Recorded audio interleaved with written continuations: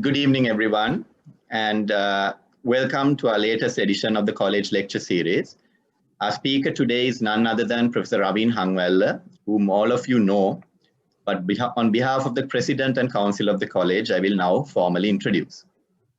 Professor Rabin Hanwell is the Chair and Senior Professor of Psychiatry in the Department of Psychiatry, Faculty of Medicine, University of Colombo. He obtained MBBS with honors from the Faculty of Medicine, Colombo in 1986 and the MD in Psychiatry in 1991 and was awarded the Andrew Sims Gold Medal for the best performance. He proceeded to the UK for further studies and obtained his postgraduate training in psychotherapy and addiction psychiatry in the Warneford Hospital, Oxford. Following his return to Sri Lanka, he has been practicing psychiatry as a specialist since 1996 in the National Hospital of Sri Lanka.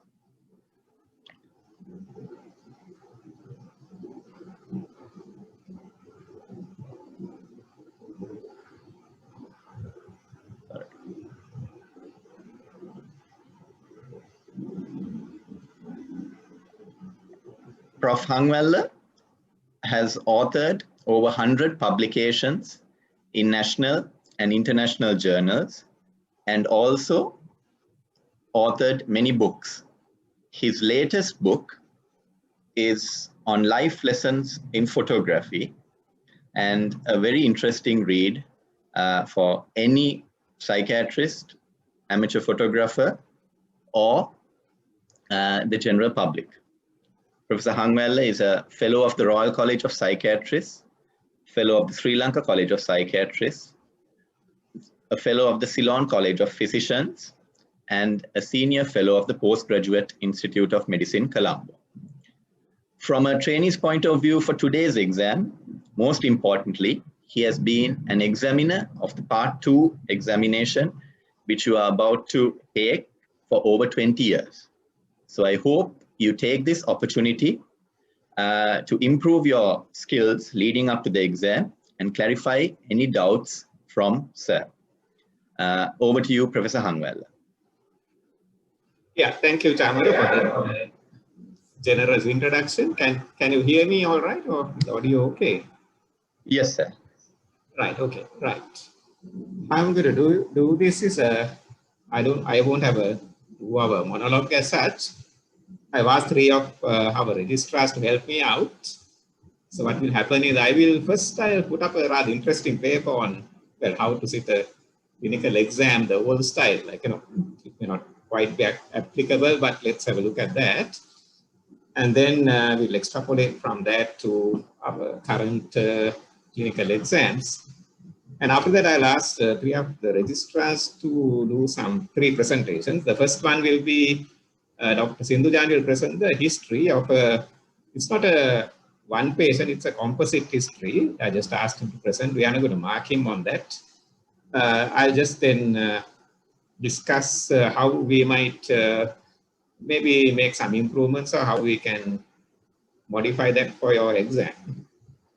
Obviously, the case that you're going to get will be different, so let's see. And second, Dr. Achiri will then do a mental state examination as she might present for exam. Again, it's a composite mental state examination, not of a particular patient as such. And then thirdly, Dr. Isuri will then present a differential diagnosis and a management plan, which I think is the kind of worrying part for most of our trainees.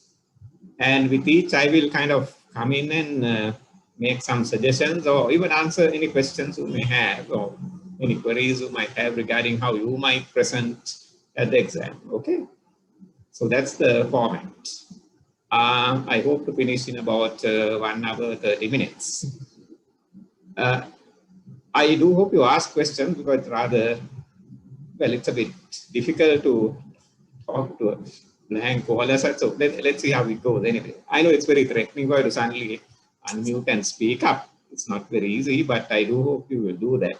But that will also kind of stimulate me to do this more productively. So let's see how it goes. Yeah, firstly, let me put up this little document. Give me a second.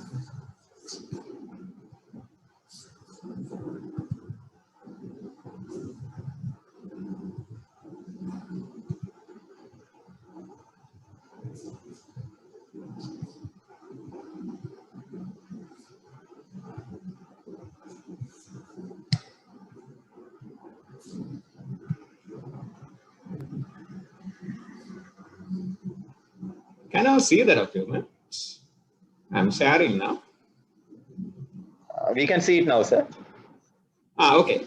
I don't no need to worry about reading it. I'll read it for you, the important ones. This is titled Surviving a Clinical Exam.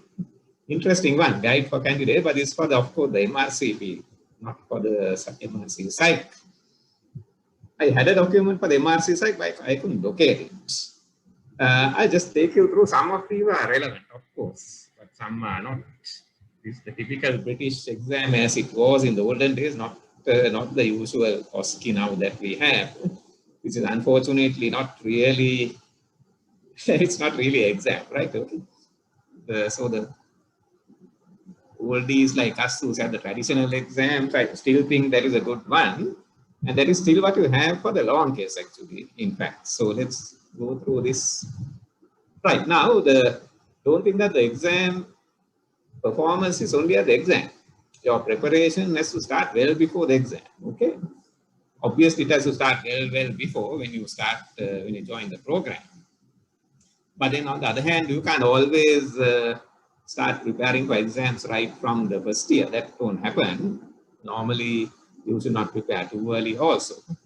However, you have to take into consideration that the syllabus can't be covered in a month. So obviously, you must have some understanding of the exam long before it happens. So I'm sure you all have done that. You all know exactly the format. You all have spoken to the seniors. You all know the syllabus and all that has been done well before the exam. I hope so. And I'm sure you have had revision groups who have kind of role played to each other. I hope you have done all that sort of thing. Well, nearer to the exam, there are certain things to do nearer to the exam, not too long before. So I suppose now is the time to do these kind of things nearer to the exam. Okay.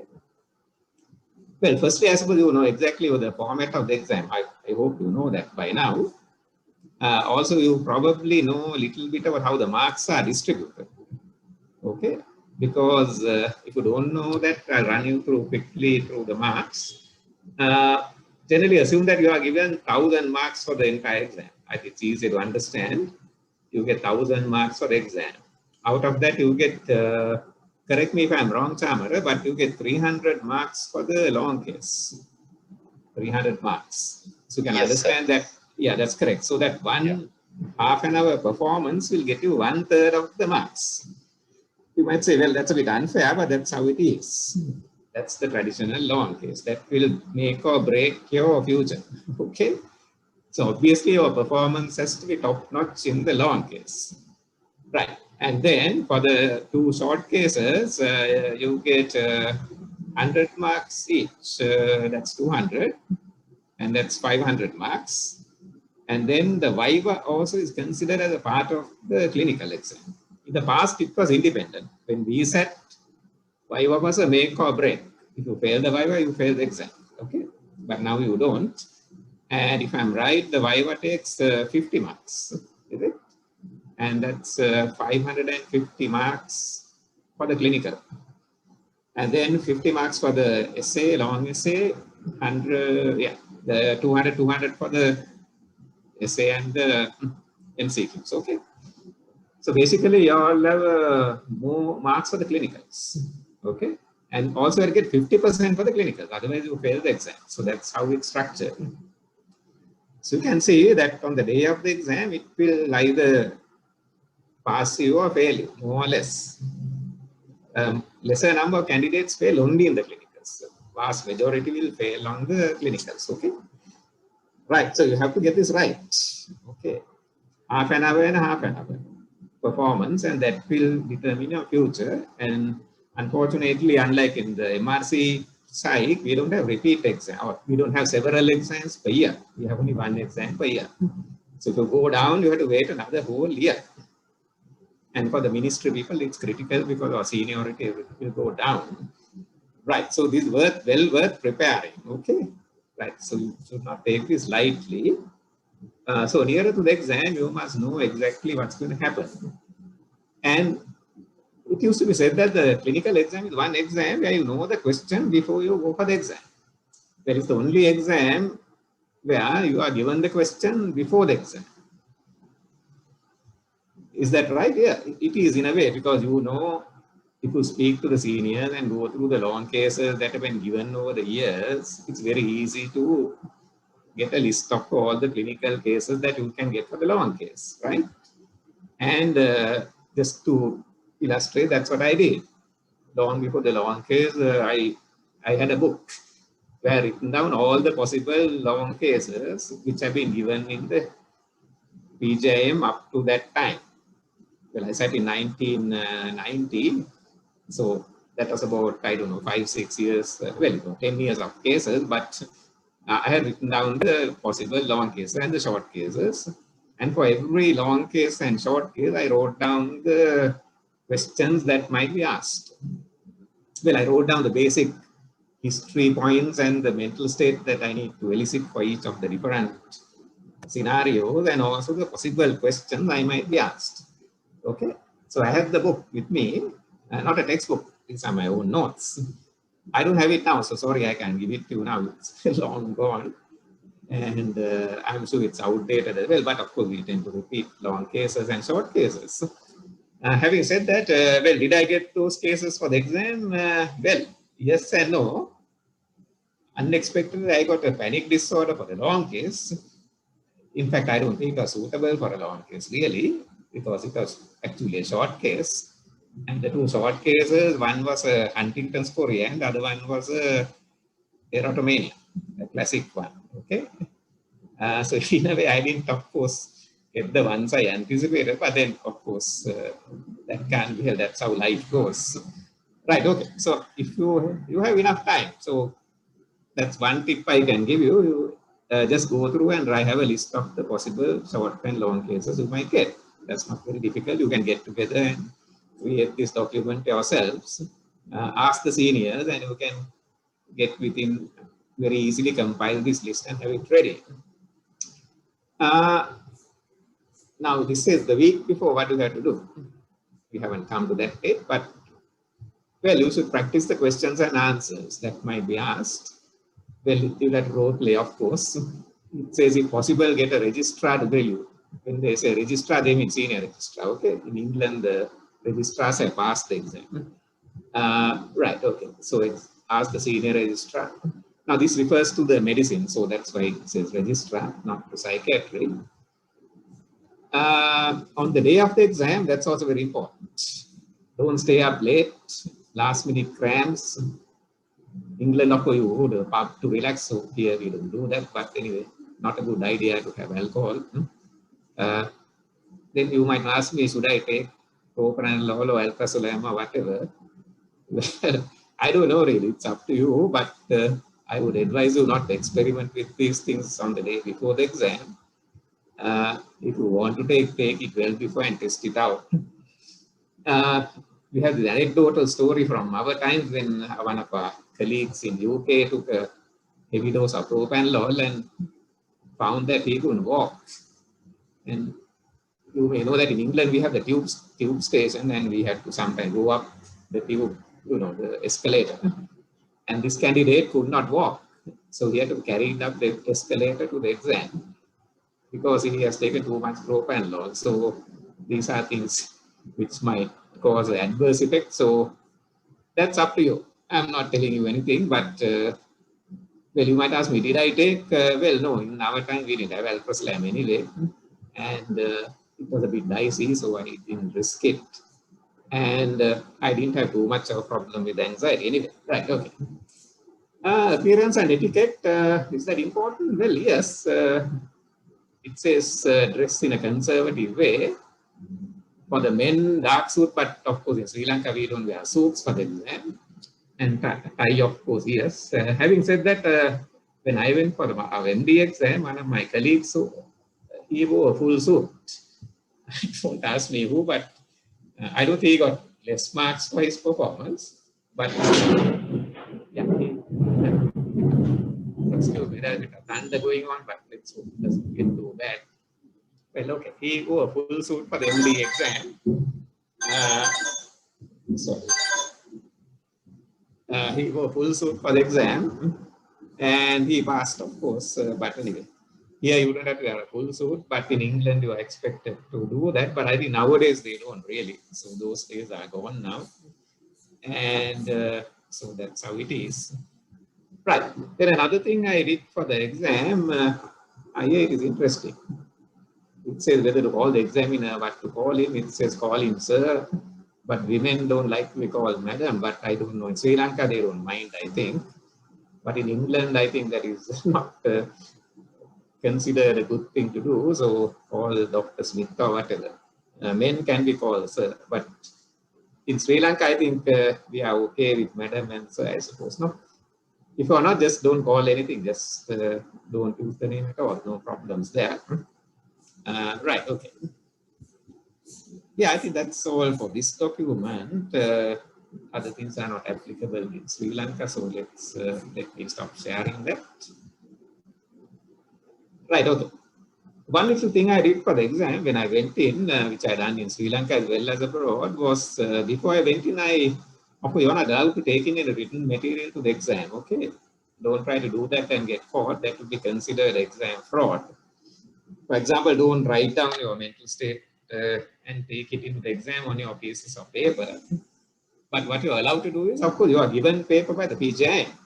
You are given a sealed blank paper, and there's no restriction. You can get any amount of paper. So what I normally do is, before I start talking to the patient, I jot down all the topics, the history, the mental state, and the management points which I need to elicit. Now, don't think that is superfluous because you are well versed in the topics. But don't forget, the exam is very stressful and you forget. Do you forget to test for suicidal idea? Yeah, you do. The obvious things you forget. Would you forget to test for obsessive ideas in the mental state? Yeah, commonly forgotten. And I've had candidates who have come to the exam and the diagnosis has been obsessive compulsive disorder. But in the mental state, they are not checked for obsessive compulsive disorder. Well, it's there in the history, obviously, but in the mental state, they do not mention obsessive compulsive disorder as a part of the mental state. They are forgotten. So that will not happen if you jot down all the topics. It will take more than 5 minutes. This was the long case, okay? Not for the short case. I do that. I spend a few minutes, 1 page or half a page, I put down all the topics. And after that only I start talking to the patient, okay? There's enough time in the long case, don't worry. 1 hour is quite a long time, actually. Too much time, actually, for a long case. And so once you start talking, and few other things, now, please don't negotiate with the patient. Like, I think that's not very professional. Do not tell the patient, my God, this is my career and, please help me, otherwise I will fail and have to commit suicide. Now, don't play on the sympathy of the patient. That's not professional, okay? Of course, fair enough to say, look, this is the exam and I will be asking you questions in a very direct manner. And I'm very sorry if it might be rather abrupt and be intrusive, but, this is my exam, so I have to ask in a very limited time. That's all right. But don't kind of try to plead with the patient and say, tell me everything. That won't be a good thing to do, right? Okay. Right. So be professional and just say, well, it's a stressful moment, so I might not be very polite. So just bear with me. That's fine. And then get on with it. But make sure the patient is comfortable before you start. Don't rush to get information.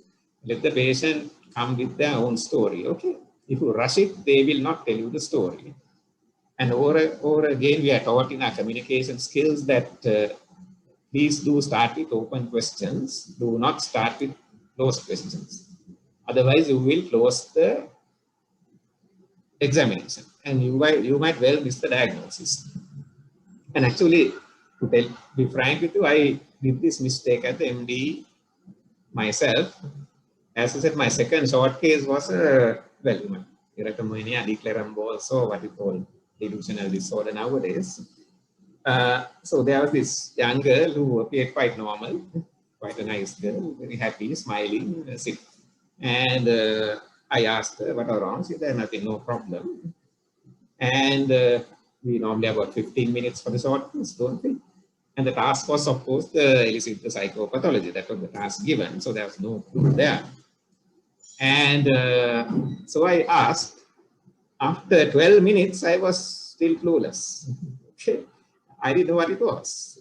When I was sweating, I knew that time I'd blow the short case. I had no idea what this lady had. And at the around the 13th minute, she kind of casually mentioned that she's, writing in correspondence with a certain person. She mentioned a name. And unfortunately, I am not a person very familiar with Sinhala songs. Like, I am not very familiar with them. And I didn't know who this person was. So it just passed by, but for some luck, I thought, hang on, like, who is this person? And she said, well, she's one of Sri Lanka's famous singers. And I said, okay, so are you in correspondence with him? Yeah, I am writing, but he doesn't reply, like, This was at the 13th minute of 15 minutes. And then I got it. Okay, I got it. And the mistake was I didn't ask open questions. I think, blasted with a string of those questions, none of which brought me any productive answer. I didn't allow her to speak. But fortunately, I survived and did get the diagnosis. And then I had to quickly rearrange my mental state. And that's the only symptoms she had anyway. There were no other signs, nothing. Just this one delusional belief. That's all. That's it. And I managed to survive and do reasonably well. So that's our lesson. Do not ask those questions and bombard the patient in that happens very easily. Just sit back, let them talk to you. And most of the patients we select for the exam, I can assure you, are people who will talk. If you find that a patient is not talking, do not immediately come out and protest to the senior registrar. This patient is not okay. I want it changed. Don't do that, because we expect a certain amount of skill in you to get people to talk. However, a patient is extremely difficult. Of course, please alert the senior registrar and say, look, I think I'm having trouble. Can we have another patient? That's allowed. You can. Sometimes patients do become restless in between our assessment and the patient coming to see you. Okay. Right. Okay. Enough for the preliminaries. What I now ask, let's go through the history and how we might get our history right when we do the long case. Okay. So for that, I think Sindhujan, are you ready? Yes. I can see you are ready. Right. Okay. Can you just present your history now? Yes. Just relax. Take your time. Don't be in a hurry. You are not under examination today. Okay. You are presenting a composite history for the sake of your other people, so that we can comment on it. So I am not going to mark you, right? So don't worry. So this is not Sindhujan, and his performance is not under scrutiny today, right? All right. Thank you for volunteering. Now, okay, go ahead. I will. Okay. I assessed Mr. M, 45-year-old locomotive engineer at Sri Lanka Railways, who is a father of 2 children, currently living with his wife and children at Railway Quarters, Colombo 10. Yeah, Sindhujan, shall we take it step by step? Then it's easier, otherwise it will. So I will go through each of the areas, okay? Okay. So imagine that you are now sitting at the exam, okay, in front of the examiner. How do you start? This is okay, what you did is all right. Any other things you might even do before? When you walk in, do you greet the examiner, or do you just sit down? Do you look away, or what do you say? Good evening, or good evening. Depends on the time. Okay, right. It's okay. We might greet you before, but that's all right. You go ahead and be very positive. You greet the examiners, and we will wave you into the seat, and you sit down, and then you start off. So your start is okay. Just summarize the patient at the beginning so that we get a snapshot of the patient when you have done that. So go ahead. Okay, fine. That's fine. Okay. This is his first contact with psychiatric services. He presented to the psychiatric outpatient clinic with his wife and his brother. He presented with strong suspiciousness on his wife's fidelity for 4 years, which has worsened over the last 6 months duration. At the exam, of course, you will have only the patient. Okay, there won't be a bystander. unless it's early dementia, okay, which is not common. Right, okay, carry on.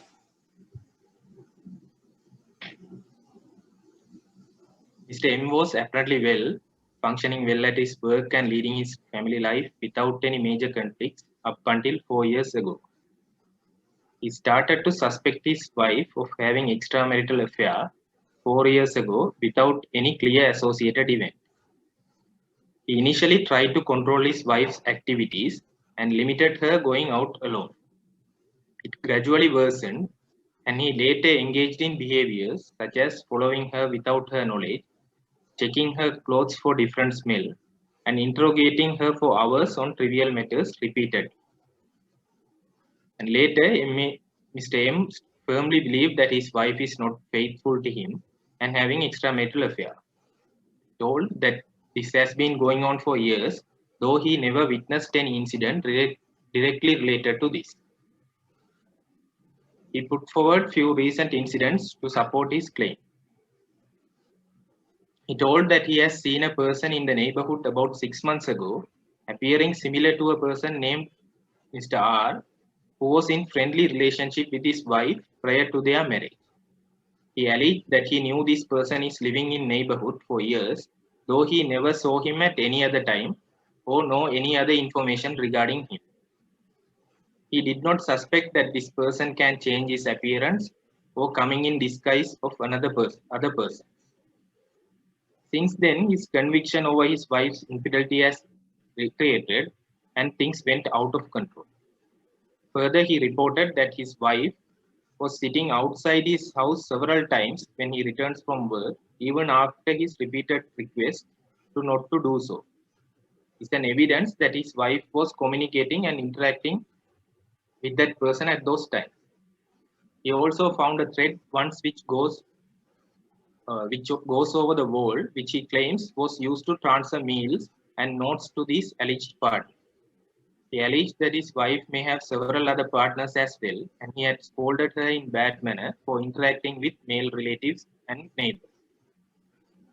He sometimes refused to take meals made by his wife, fearing she may have poisoned the food. He alleged his wife poisoned his clothes or bedsheets sometimes, which made him generally ill. He kept some clothes saved for future analysis by relevant authorities. Wife denied any history of giving medication without his knowledge, as she was afraid to do so. He tried to catch this person and events by checking at night and connecting a CCTV camera. He could not find him and never made any contact with him. He denied having any plans to harm this person. He reported that purpose of search was to prove his claim and stop this affair. Failed in his attempts to find this person, he used to repeatedly question his wife, which ended up in quarrels.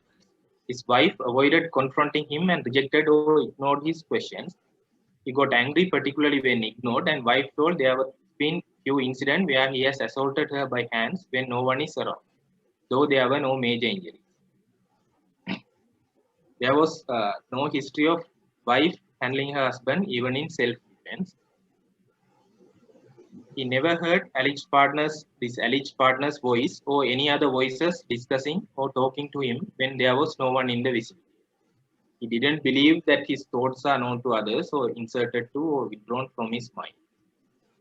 He became highly distressed and sad over this issue at times, but there were no periods with pervasive sadness, lack of energy, lack of interest, with pessimistic thoughts about life.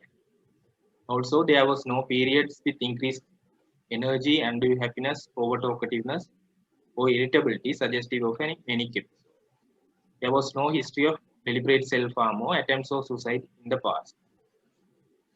There was a pattern where M's symptoms gradually increases, ending up in a crisis, which is followed by short-term separation of her and M, leading to relative reduction of his symptoms. Over the last 3 months, problems have worsened, and he even made death threats on his wife. His wife and children went to her hometown for vacation to Anuradhapura and didn't return for long in the background of COVID-19 issue. Wife was afraid to return home. Patient has made a complaint to the police, which was followed by a complaint made by wife as well. Police called him in relation to his wife's complaint, and there was a negotiation made by police and family members.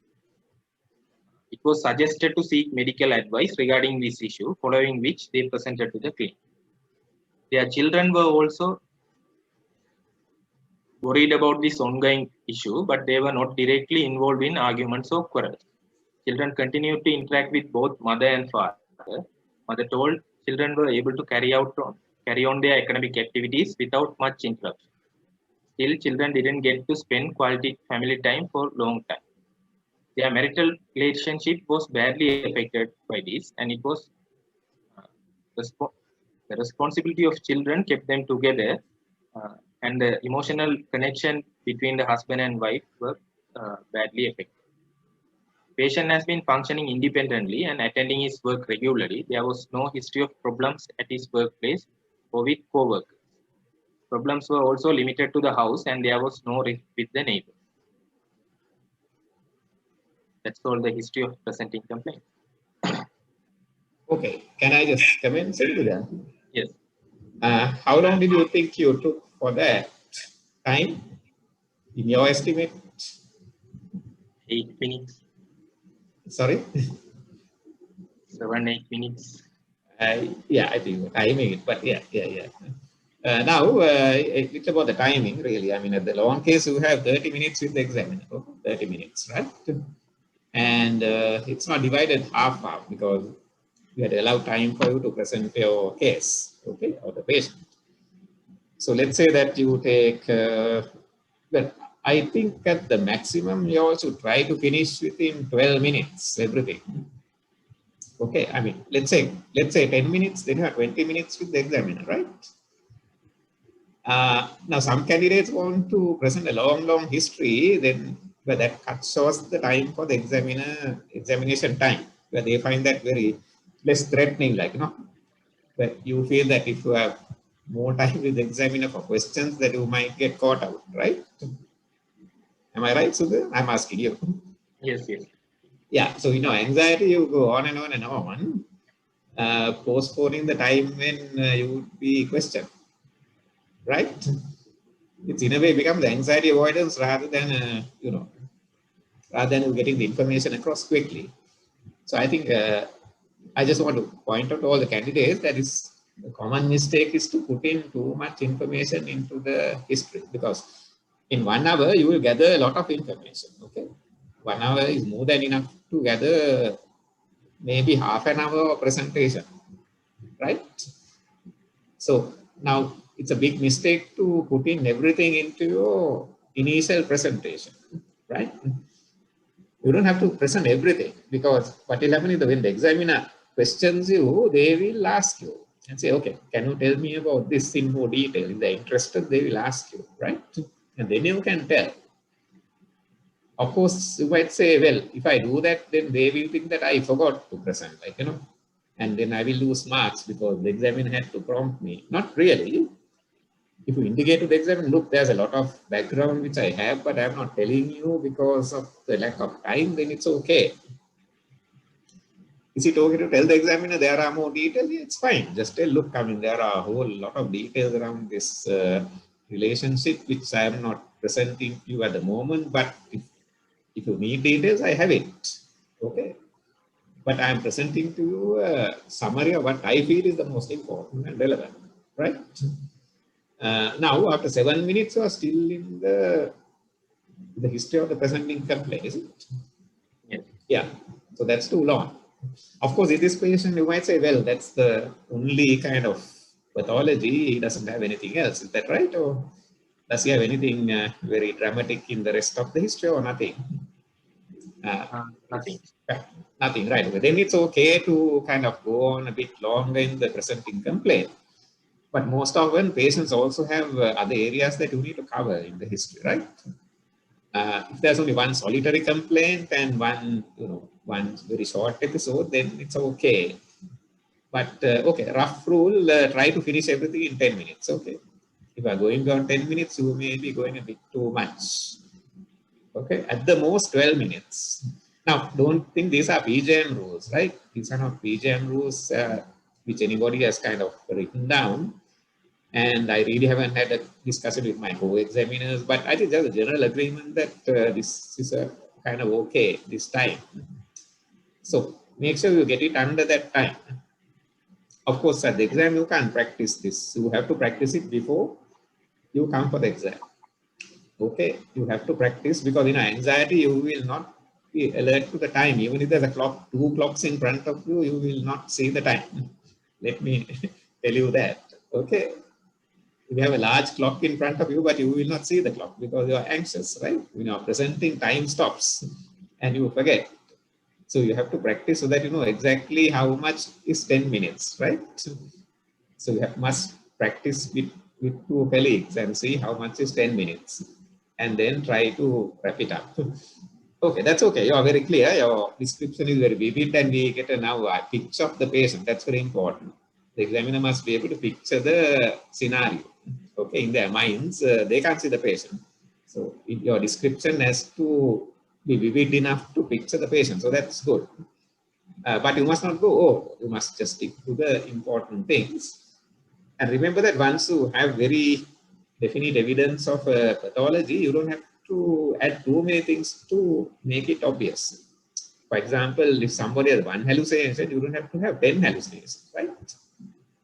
You don't have to elicit 10 different types of hallucinations. Because, I mean, once you have a definite symptom, that's it. Nothing adds to this.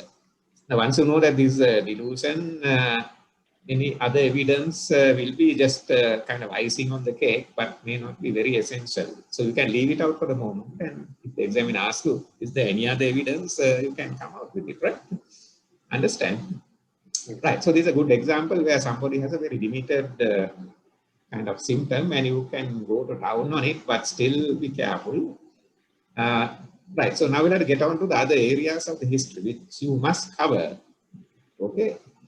Of course, remember that in a postgraduate exam, you do not give the titles of the various sections. That is considered a bit amateurish.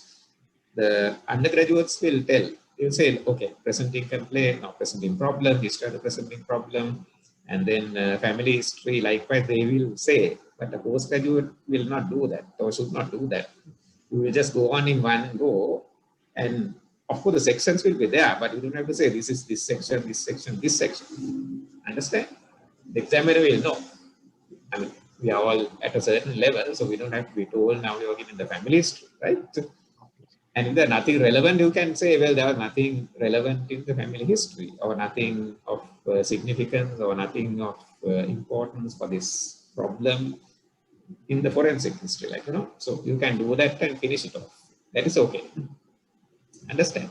Right, okay. Now, can you quickly cover the rest of, now finish up the presenting complaint, go on to the rest of the history.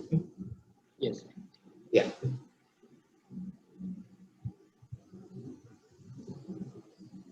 His mother had chronic deteriorating mental illness and was on treatment since her 30s. And the history was suggestive of probably she is suffering from schizophrenia.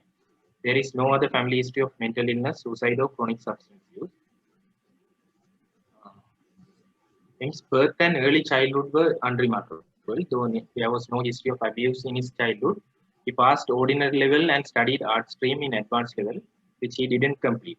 He joined railway service at his age of 22 years and working at railway department for the last 2 decades. He has a good working record and he had maintained appropriate relationship with his co-workers and superiors. His first romantic relationship lasted for 1 year and ended as his partner got into a new relationship. Yeah, at this point into then, just coming briefly now, when you are talking about the work history, work record, that's what you're talking about, right?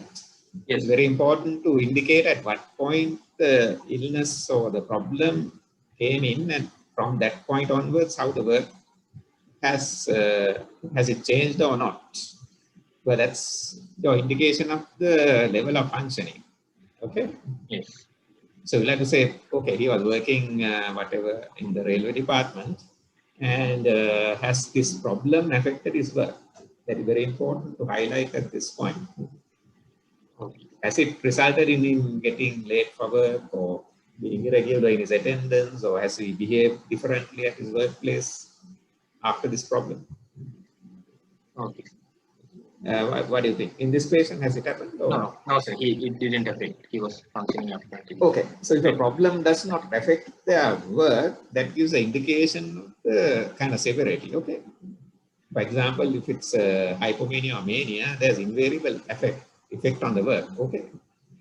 Now, if somebody carries on their work normally, their work, however, has a problem which is manifesting at home, it's a bit different to a kind of a global problem. So in a way, this is pointing towards the limited psychopathology like delusional disorder rather than overall psychosis. Am I right? Yes. This is where we're heading. Right. Okay. Right. Yeah. So when you are talking of the work history, that's the point at which you highlight this fact. Okay. So that's important point. Okay. And obviously, because this is a relationship issue, the relationship is relationship to the other sex is very important. So you'll have to highlight that a bit, whether it's been always, what kind of relations has it been. So in this case, it's important, right? Okay, right. Okay, continue. Carry on. His first relationship lasted for 1 year and ended as his partner got into a new relationship. He denied having suspiciousness of fidelity at that time, and he says that it was clearly ended with getting into a new relationship. He married 15 years ago following a romantic relationship for about 6 months. He considers his wife as more physically attractive than him. However, they are up to 4 years. In the initial early years of their relationship, there was no history of suspiciousness or protective relationship towards his wife. They have 2 children. Eldest son is studying grade 9 and other one is studying grade 7. They live in their own home and they are financially stable. He was dissatisfied with sexual relationship and alleged that wife has reduced sexual contact due to her extramarital affair. They have intercourse about 2 to 3 times a week, but still he is dissatisfied. And however, there had been interruption from time to time for several periods whenever they had conflicts. There was no history of difficulties in erection. He is a non-smoker. He took alcohol occasionally once a month in the past, but he has completely abstained from taking alcohol for more than 5 years. He has no history of using any other substances, including cannabis and stimulants. He has no involvement with law enforcement authorities except the incident mentioned in the history of presenting complaint. He was once assessed for a cardiac problem for which no further details were available. He has no diabetes mellitus, hypertension, or hypercholesterolemia. He is not on any medical follow-up. Premorbidly is an introvert and he is limited to his usual routine and habit. He is predominantly euthanic. He interacts with others appropriately. His self-esteem is low, where he projects him as a failed person on several matters, including his job. He doesn't trust people and highly suspicious of others from early years. But he was not preoccupied with those and doesn't bear grudges for long. He likes to read newspapers and engage in political conversation, and he is an averagely religious.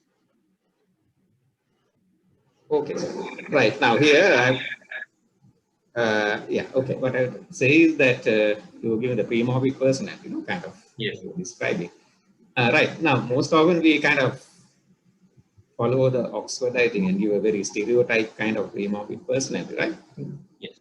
Well, predominant mood, the hobbies and whatever, and he's a good man or a bad man.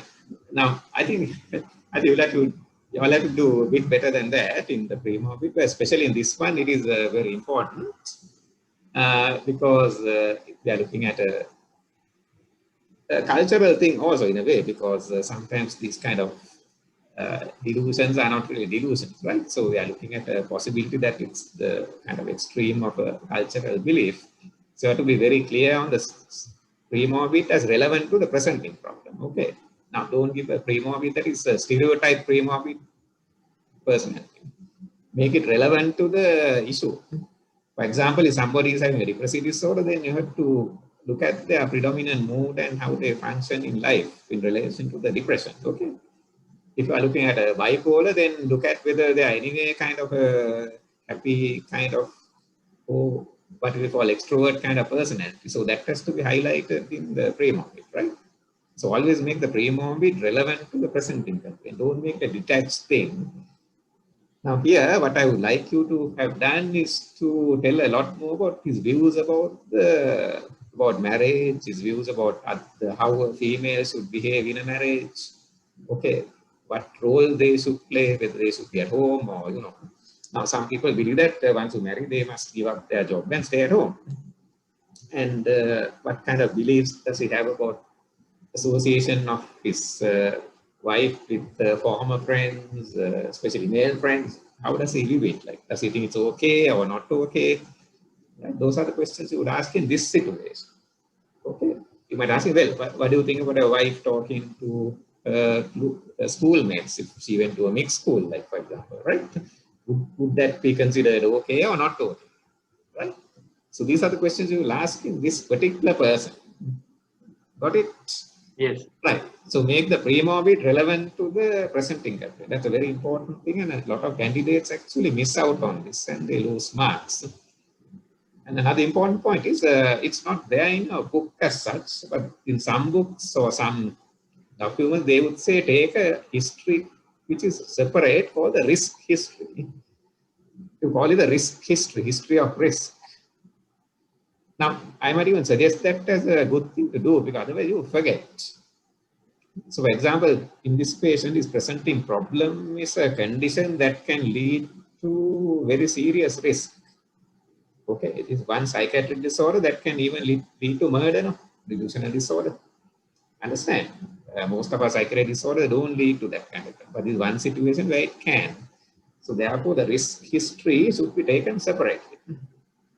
So what I mean is, when I say some are relevant to his behavior in the past with his wife, of course. For example, his assaults, all that has to be documented separately. Okay? And also any other kind of risky behaviors that he undertakes, which puts himself or others at risk or his health at risk. Okay? Risk is not only about death, risk is also about putting other things at risk. Even putting your money at risk is considered risk assessment. Okay, let's say somebody gambles, okay, is a kind of, that's very dicey businesses, like, you know, not because they're manic, but still that's a risky behavior, understand? Now here I'm widening the concept of risk. Otherwise, what they all do, they all think of only suicide and murder, that's it. End of the matter, no other risks are thought about. So I'm suggesting that from now on, all of you will put this as a separate item in your history taking. In all patients, think of risk. Okay, risk to health, risk to others, risk to self, risk of financial debt, risk of substance use, all that, think of it in one area. Then I think your thoughts will be clear then, okay? Otherwise, you might well miss the whole thing. I know you mentioned in your presenting complaint about some episodes of physical assault, am I right? Yes. Yeah, now you didn't mention about how serious those were. Did that lead to actual injuries? Did she have to go to hospital? You know, did she have to be sutured, treated, x-rayed, whatever, like, you know, or did she not go to hospital but had serious injury because she unconscious, all that, right? Those are very important details. And was the attack extremely unprovoked or what? Because then that means it's quite dangerous, okay? Your management will rest on that. Okay, right, got it? Yes. Okay, right, fine. I think we'll let's finish off with the history. The time is going. Thank you very much, Sindhuja. You're not on the examination today, but I'm just using you to teach the other people. Okay, right. Okay, fine. You can switch off the video. Then Achini next on the mental state. Right. Okay.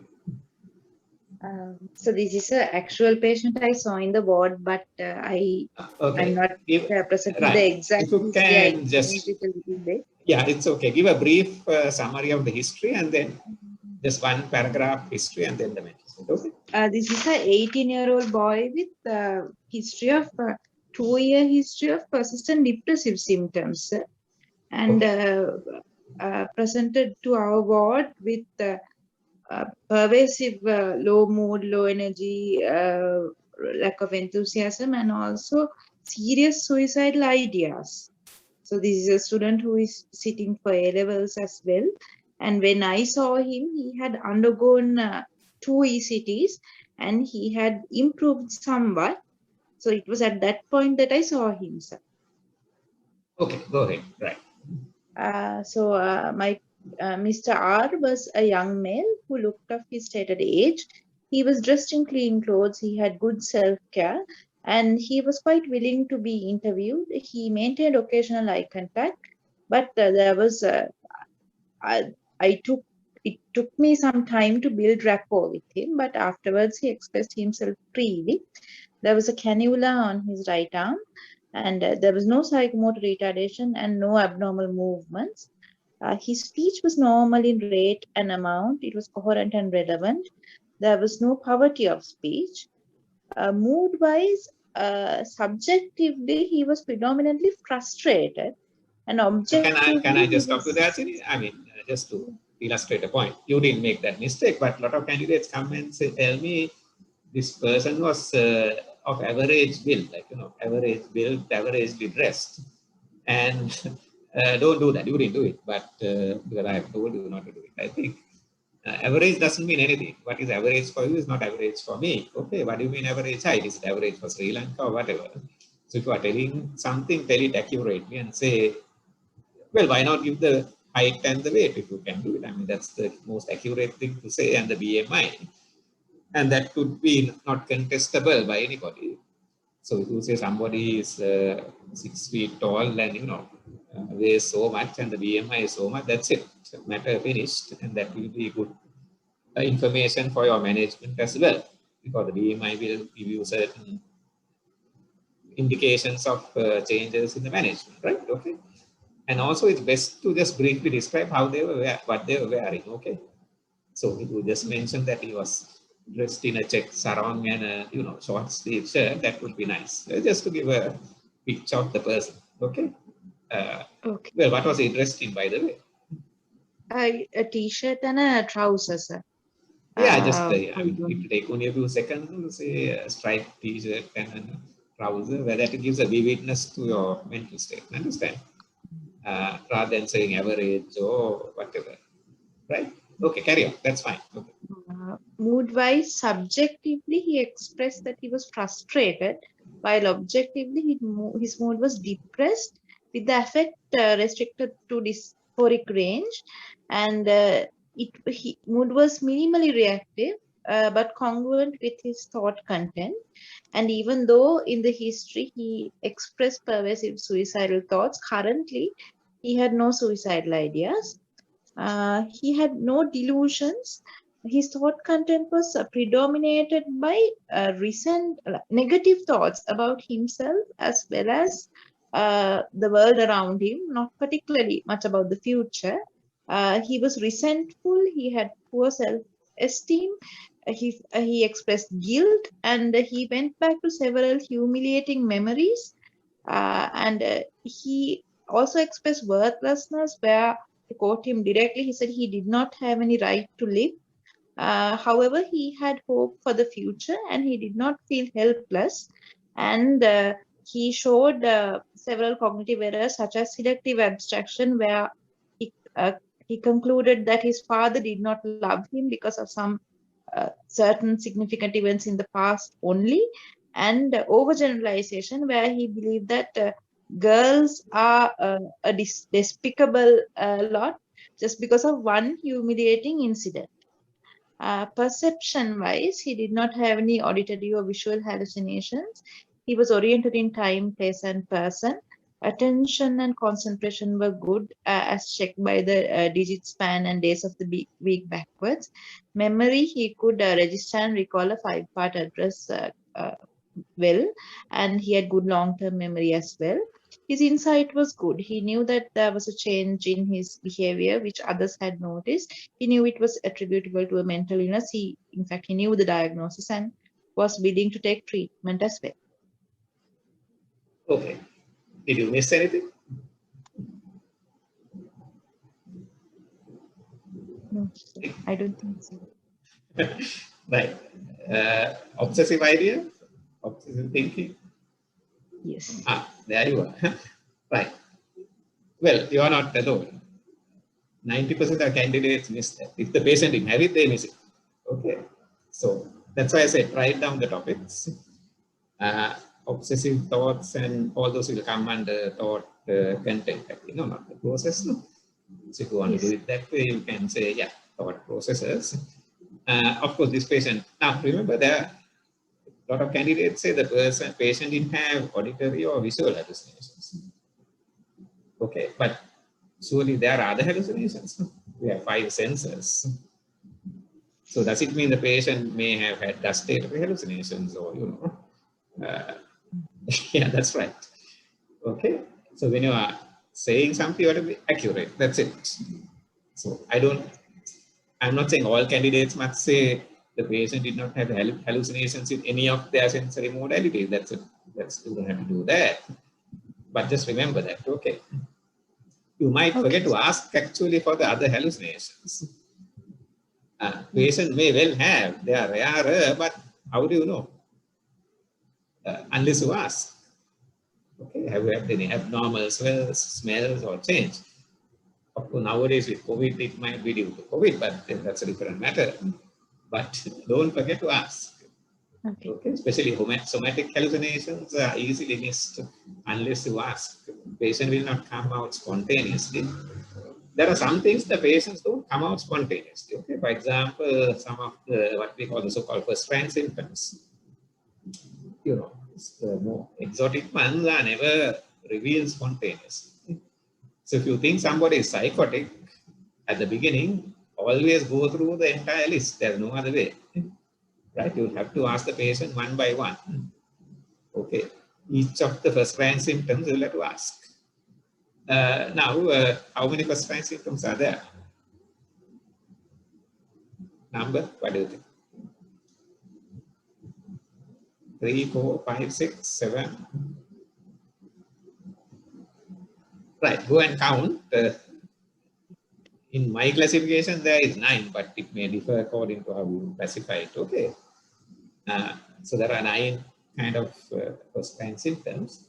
So generally, if I find somebody psychotic at the exam, I ask them everyone individually. Okay. For example, delusional perception is easily missed if you do not ask directly. Right? And let me tell you a story. I won't tell you the person. So when I sat the year after, one of my seniors sat again. He sat.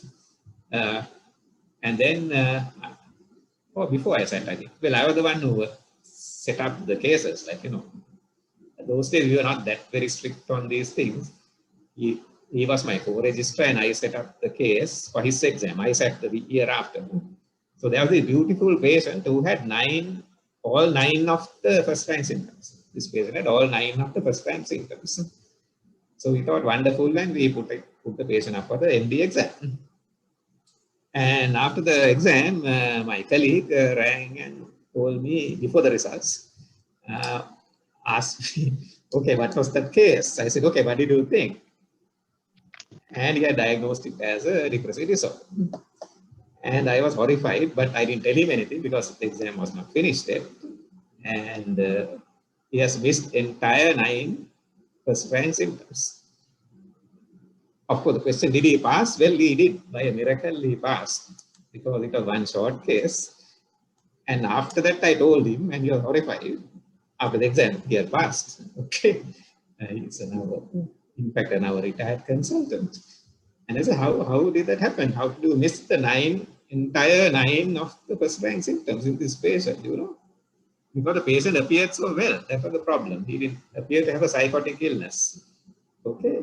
He was hiding. He had a bit of depression. And he wouldn't tell. Though, of course, we had told the patient, please tell these candidates. He didn't tell. So this is something remarkable that it actually happened, I'm telling you. Candidate missed the entire 9 of the first-rank symptoms, but yet, of course, passed. That's a good thing. But don't bet on it. If you fail, you might well fail, right? Okay. So ask, otherwise they will not tell you. Go through one by one, each one, and check, do you have this or this or this or this? And if you are doubtful, ask again. Because if you miss a first rank symptom, the examiners some examiners are pretty stiff on it. I am not actually, but others can be strict on it, and fair enough, like, you know. If you miss it, that's considered a fatal fall. Yeah. So sometimes patients, like things like thought broadcasting, Yes. patients might change their account each time we ask. In the sense, like if you ask them on direct questioning, they might say like that usually ask is ඔයාගේ හිතේ මොන හරි තියෙනවා නම් ඔයා කියන්නේ නැතුව කවුරුත් එක දැනගන්න පුළුවන්ද කිව්වම ඔව් කියනවා.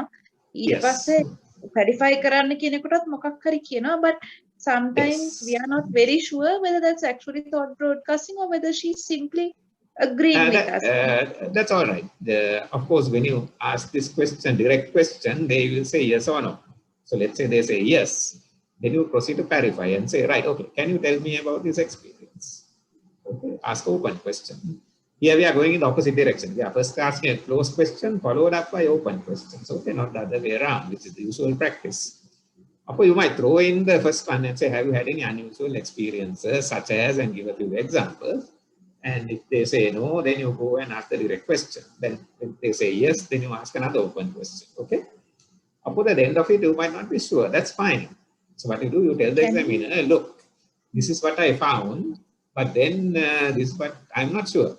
But I have a doubt on this. But I mean, we are not going to penalize you for that. No, not even the top psychiatrist can elicit all these things in one go. Okay, even I've examined, that could be the same result. So we understand. We just want to make sure that you have done it. That's it. That you are not forgotten about it, right? So whether at the end of the day you are sure or not is irrelevant. It doesn't matter. We are marking you for your effort, not for the patient being sure, right? You must not, of course, put words into patient's mouth and make them tell you things which are not there. That's, of course, dangerous, right? And then you come out with hallucinations which are not there. Of course, you are reassured by the rest of the history where everything must add up. Like, you know, a patient without any other psychotic symptoms cannot have in isolation one first rank symptom. That will not happen, right? Okay. So then you are careful.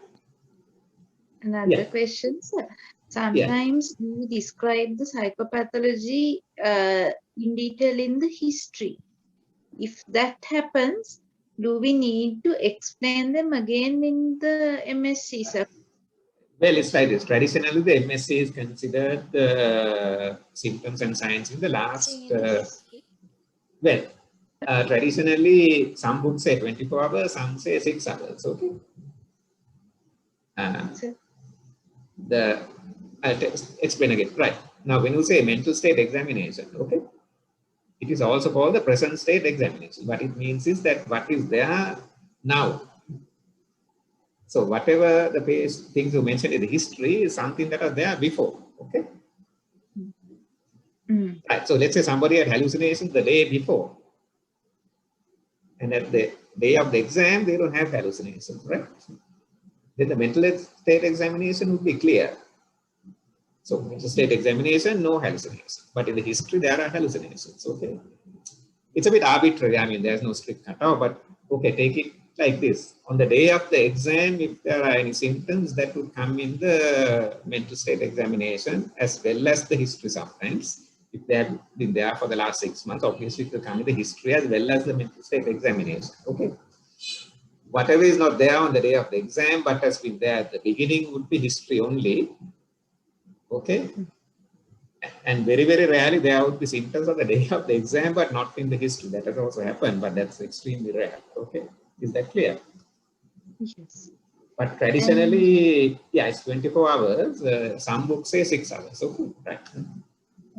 And if say that the patient had thought broadcasting and you explain the mechanism with which he thinks thoughts have been broadcasted in the history, in that case, in the mental state examination, would it be sufficient just to say the patient had thought broadcasting instead of just going into descriptions in the MSc as well? In MSc, it's always better to give at least one example. Okay, for example, you will say this person has thought broadcasting in the form of, and give one example. That's it. Okay, Sure. this person has that's it. So this person has third person auditory hallucinations in the form of hearing a man's voice talking about him to another person. That's what you say in the mental state examination. Okay, don't just say this person has third person auditory hallucinations and stop at that. It's not enough. Okay, always give one example of what you mean by your interpretation of the psychopathology, right? So the mental state must have your interpretation as well as a bit of example, which you are interpreting as the psychopathology. Understand? Yes. Okay. So even for depression, when you say somebody is depressed, you have to give status why you say he is depressed. You have to say that he is sitting in a slouched manner, he is looking down, his shoulders are hunched, and he's speaking in a low voice, and he is crying and he's fearful. Therefore, I think he's depressed. Okay, you can't just say mood is depressed objectively and leave it at that. That's not good enough. If somebody is anxious, you have to say, look, he's, his hands are shaking, he's sweating, there's a mild tremor, okay, and his movements are jerky, and therefore I feel he's anxious. Got it? Yes. But you all don't do that. You all just say mood is anxious, depressed, subjectively, objectively. That's very artificial. Understand? How you derived your psychopathology must be explained also. In a short, don't go to town on it, but just say, okay? Right. Understood? Got it? Yes. Right. Now, the cognitive assessment is another thing. If somebody's cognitions are perfectly normal, you don't have to go to town, but just say, I could not find any cognitive abnormalities, and his attention, concentration, memory was normal as tested by routine cognitive assessment, and then go on to the insight. Okay, well, you know about the insight. No, it's not an insight yes or no. We have to explain and say, look, does he understand he has illness? Does he think it's a mental illness? Does he think that treatment will help him? And if so, what sort of treatment? And explain that. Okay, got it? Yes. Right. Okay. Right. Fine. So let's go on to the last bit. So you are off. Thank you. Actually, so the difficult part for you, the differential management plan, and we'll discuss it from there. Right. Just give a brief history of your patient. The other way we won't know. No? Yes, sir. So I assessed Mr. L, a 73-year-old father of 4 grown-up children, who is having strong convictions about his wife's infidelity. These strong convictions are towards his 72-year-old wife. And these have been there for around 20 years, but this was the first presentation to psychiatric services. And the recent event has been due to alleged reunion of his wife with his alleged lover, who was her former employer. And due to this, in the context of this, Mr. L has had depressive symptoms as well as increasing alcohol intake, although he was previously drinking only occasionally, and verbally assaultative towards his son for taking his mother's side. And these there are several predisposing factors for this. So Mr. L, throughout his life, he has initially been a security officer and then a shop assistant. And all these alleged lovers were men of higher standards, or higher social status or financial status, such as the wife's previous employer. And Mr. L's mental status, of course, revealed that he has, apart from delusions of infidelity, and there weren't any obsessive nature or any overvalued ideas. It was clearly a delusion. And he had moderated depressed mood, as well as he had a sense of inadequacy, sir. So I was wondering whether this sense of inadequacy made him project the anger he felt towards himself towards these other men. And also he has had a military training as a young man, sir, for 1 year with weapons training. And he denied, at the moment, he denied any violence throughout the last 20 years towards his wife, or making any threats or confrontations with these alleged lovers. But I was wondering whether this previous training could also be a risk factor. And at the same time, his anger and this verbal assault, verbal encounter had been towards his son. And he denies any dispute or any dispute of the paternity of any of his children.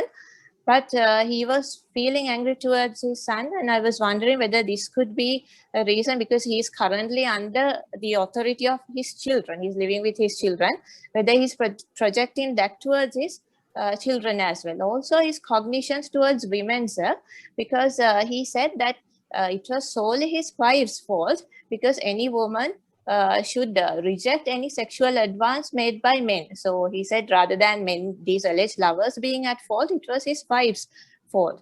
And this could also predispose to these delusions of infidelity.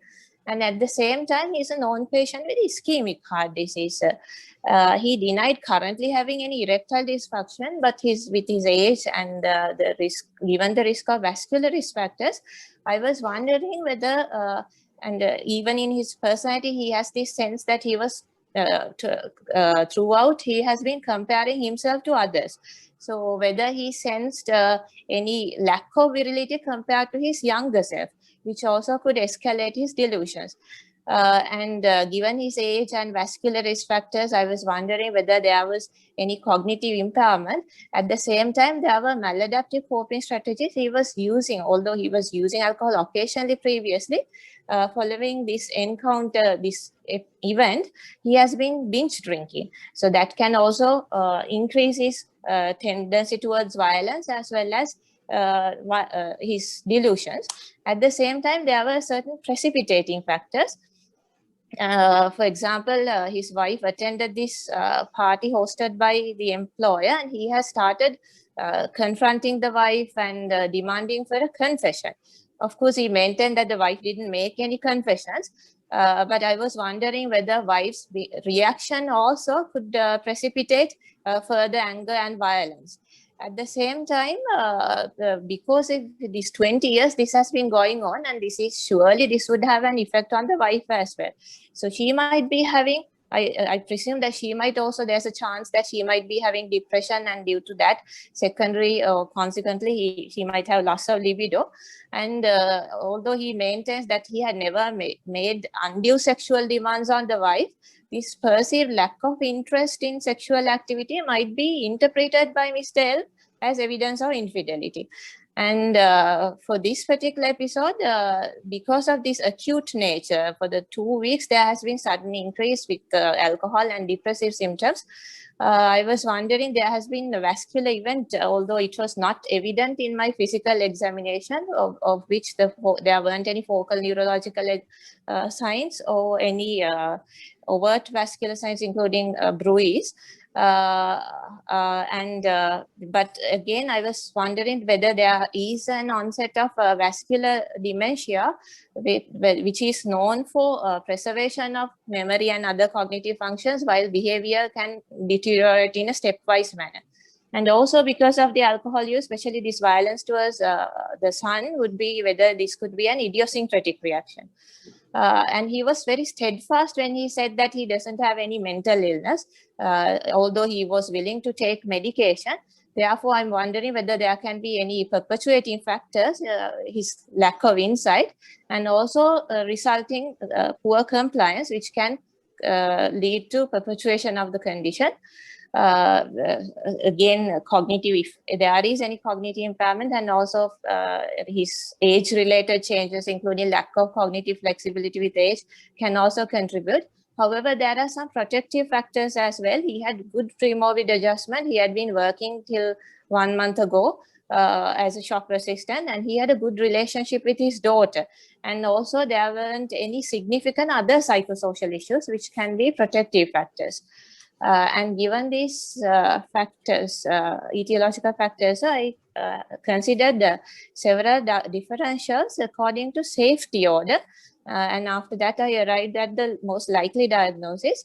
In the safety order, I considered organic delusional disorder, predominantly delusional type, given the history of vascular risk factors, ischemic heart disease, whether there could be a stroke or any organic factor which could contribute to this delusions. However, it has been going on for 20 years and the history was not suggestive of any temporal connection between such an organic event and the current onset. And I also considered behavioral and psychological symptoms of dementia, especially vascular dementia.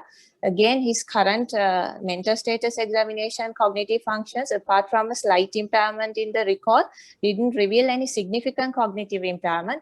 But that again, I would assess later with extended cognitive functions. I also considered mental and behavioral disorders due to alcohol, psychotic disorder, predominantly delusional type.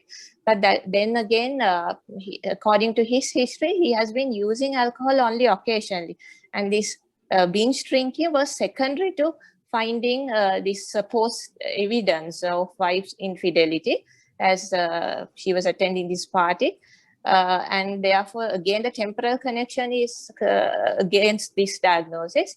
I considered persistent delusional disorder, jealous type, which I will describe later. I also consider schizophrenia because this delusion of infidelity could be a symptom of schizophrenia, but the history and the mental status examination were not suggestive of any other features of schizophrenia. And also I considered recurrent depressive disorder, severe depressive episode with psychotic symptoms, and bipolar affective disorder, severe depressive episode with psychotic symptoms.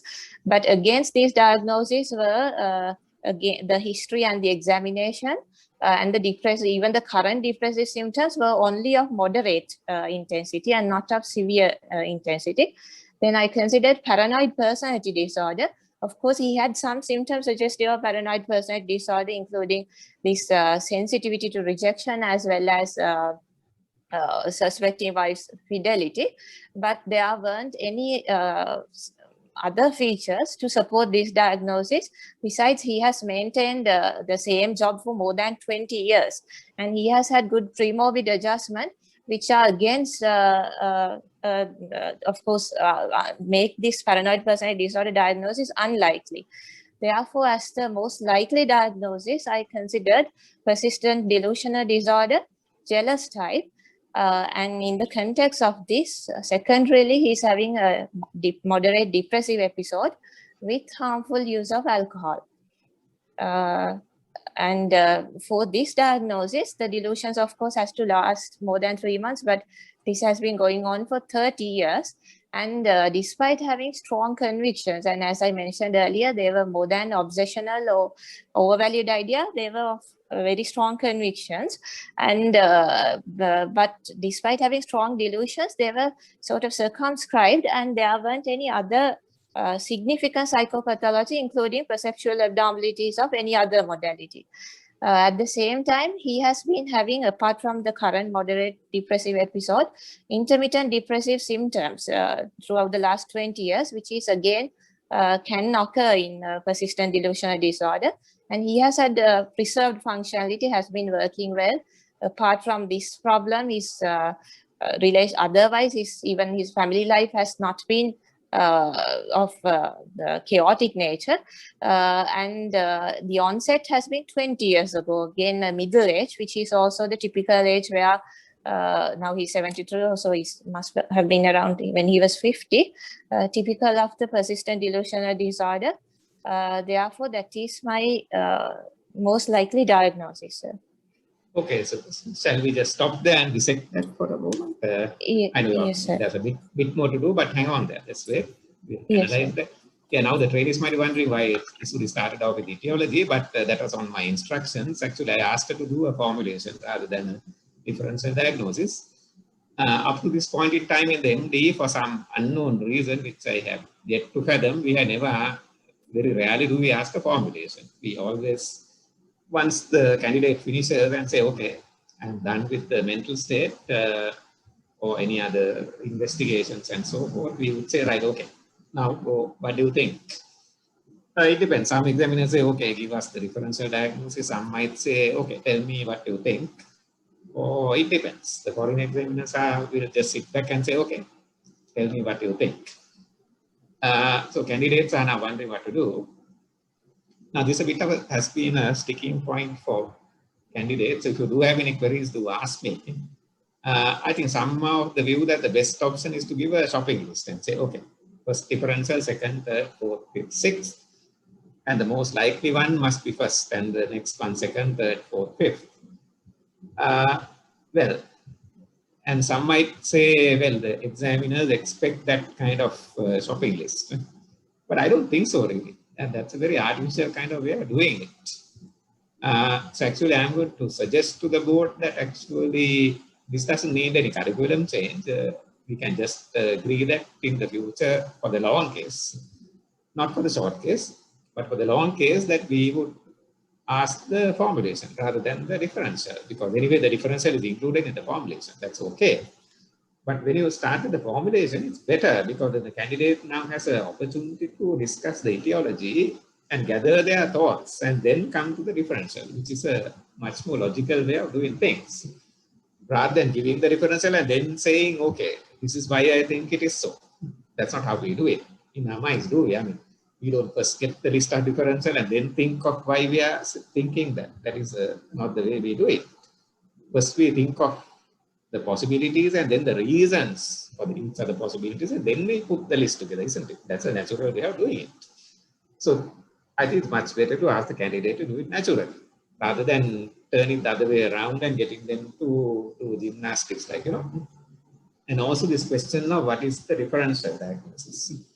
Is it the most important now, or is it the most important overall, or is it the most disabling, or is it the most dangerous?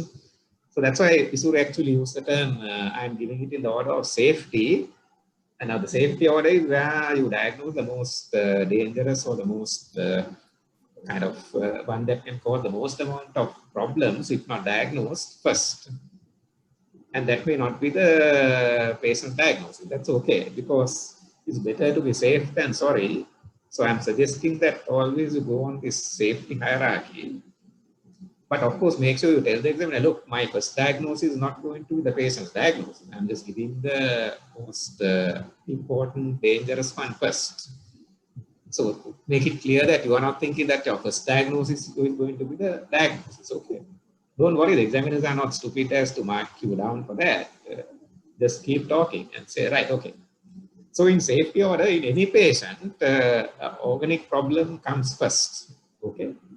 So any problem due to organic causes can cause any symptom in psychiatry. We know that, don't we? The fool's hierarchy, as we call it. So giving that first is all right. Just think of an organic problem that can cause this condition. And the second one would be, especially nowadays, any medicines or substances of, well, psychoactive substances that can lead to this kind of presentation. So that's the second one. And thirdly would come the psychoses and the more dangerous psychiatric disorders, and then would come the mood disorders, and then the, I suppose, anxiety disorders and the somatizations and so forth. And at the very bottom, you would get the so-called personality disorder, right? Because, okay, there are personality disorders, but they are more or less untreatable in a way. So diagnosing them doesn't make much of a benefit for the patient. However, they are there. Of course, remember, there are also what you call co-occurring or comorbid diagnosis. So some diagnoses are there side by side. So you have to mention and say, right, both diagnoses are there, but this is either comorbid or coincidental. Both can happen. So the relationship between the various differences also must be highlighted. Okay, it's not a linear relationship always. So that's why it is not possible in psychiatry to give a shopping list differential. It's absurd, really, to do that. So it's much, much better to let the candidates talk a bit about the etiology and say why you are leading up to a certain set of possibilities, some of which are important, some are less likely, and then saying, okay, in my current opinion, today, this is my most likely or best diagnosis, and these are my subsidiary diagnoses. Okay, it's quite okay to say that. And then after that, you pause, and then the examiners will clarify or ask you questions, and after that we can go on to the management seamlessly without any problem. Okay, so that's my suggested way of doing things. at this point, do any of the candidates have any questions? Because this is a very important point, and some get very, very worried about this as how exactly to do it. Okay. So are there any questions right now, or anybody brave enough to unmute and ask me?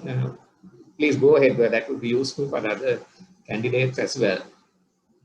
Yeah, even if the other examiners ask me, I'm okay. And say, is this okay or not? What do you think? If you want to lead the way, sorry, it's okay. Others are a bit shy, so you want to ask me any queries? Which you may have asked me before, but that's okay. Ask here as well. You all were very anxious when I told you do it this way, but so ask me on behalf of the other trainees. Yes, sir. Chamara, yes, you want to ask? Yes, sir. I think, Yes. sorry, I'll let you speak later in a while. I was just wondering, I think from a candidate's point of view now, when you say that you think it's a better way to provide the formulation first, I think candidates worry about individual examiners' preferences. Yes. And if there is any sort of consensus from the board or the examination panel, I think they'll be more relaxed on how to do it. I think that might be an issue. That's why I'm suggesting that at the next board, we bring this up and kind of have a consensus on this, Chamara. Okay? Yeah. Unfortunately, the next board will be the last board for the current board. So maybe it can be brought up at the June board, when the new board will be sitting with new people. So, I don't know whether you are there, Chamara, at the new board. No, so I think it's Shehan and Prof. Guru Parachya. Okay, so if all can remember to bring it up, and I can of course bring it up next time and say, okay, have a consensus. It's very easily done. You don't have to change the syllabus. So just say, right, from now on at the long case, we will ask the formulation rather than the differential. And then not the short case, just the form. Because what happens, if not, candidates, in addition to the theory knowledge, the exam stress, everything, they are like thinking, if we get this, we will present like this. If we get this, madam, we have to present like this. And that is adding more stress on them. Yes, that's a very good point. I would like to tell you, please do not try to match your presentation to the examiner. Okay. You can't do that really. How do you know the mental state of examiners? You can't. Don't try to tailor your presentation to the examiner or what you perceive as the idiosyncrasies of the examiner. I mean, there are idiosyncrasies, but they are not supposed to be there. Okay, then there are always two examiners who kind of make sure that that doesn't happen. Just forget about that. Forget about the examiner. You are there to present your best case. Okay. Examiners' idiosyncrasies are not supposed to be there.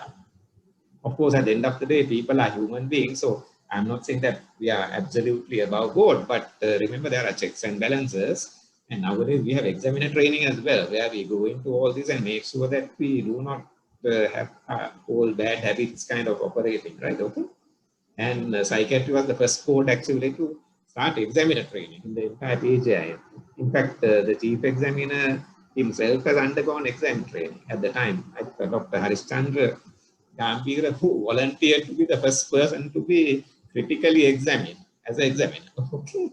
And we corrected his kind of what we thought were his things. So psychiatry board is well advanced in that. So we are quite happy to be uniform. Okay, so don't worry about that. So if the PGM or the board decides, okay, from now on for the long case, we will ask the formulation, they will let you know. However, even if they do not ask, remember, if at the exam to think in a formulation is better. So you may not be asked the formulation, but make sure you have done the formulation. That's important. Without formulating, how can you come up with a management plan? You can't. Because the management plan depends on the formulation, right? For example, if you're not taught of the etiology, how are you going to address the patient's problems in the management? The management is not only medicines, right?